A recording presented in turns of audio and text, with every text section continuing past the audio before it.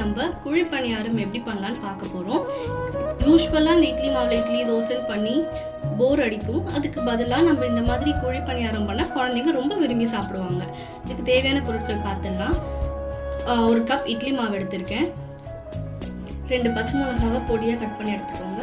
1 துண்டு இஞ்சி, 1/4 ஸ்பூன் சீரகம், பாதி வெங்காயம், ஒரு துண்டு கேரட்டை துருவி எடுத்திருக்கேன்.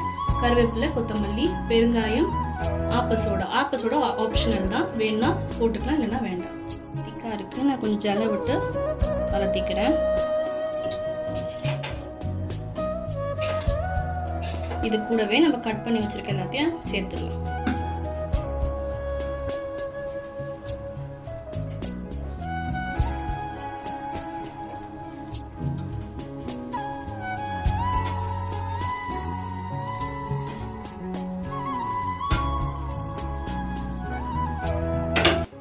இந்த மாவு நம்ம கலரியாச்சு.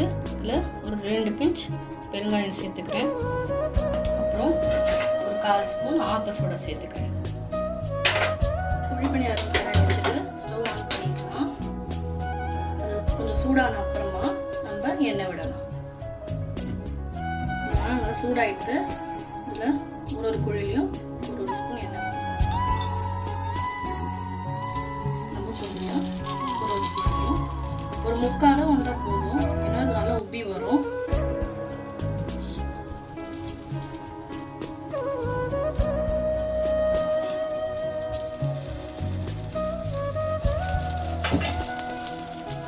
ஒரு 2 நிமிஷம் மூடி வச்சு நம்ம அதை திருப்பி போட்டுக்கலாம்.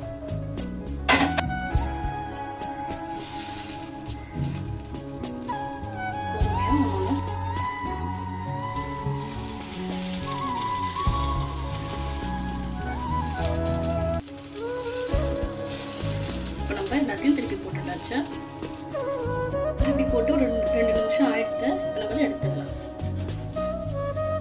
குழி பணியாரம் ரெடி ஆயிடுத்து. இது என்ன சட்னி கூட வேணாலும் நீங்கள் சர்வ் பண்ணலாம். Thank you for watching. Enjoy your snacks. Please do like, share and subscribe.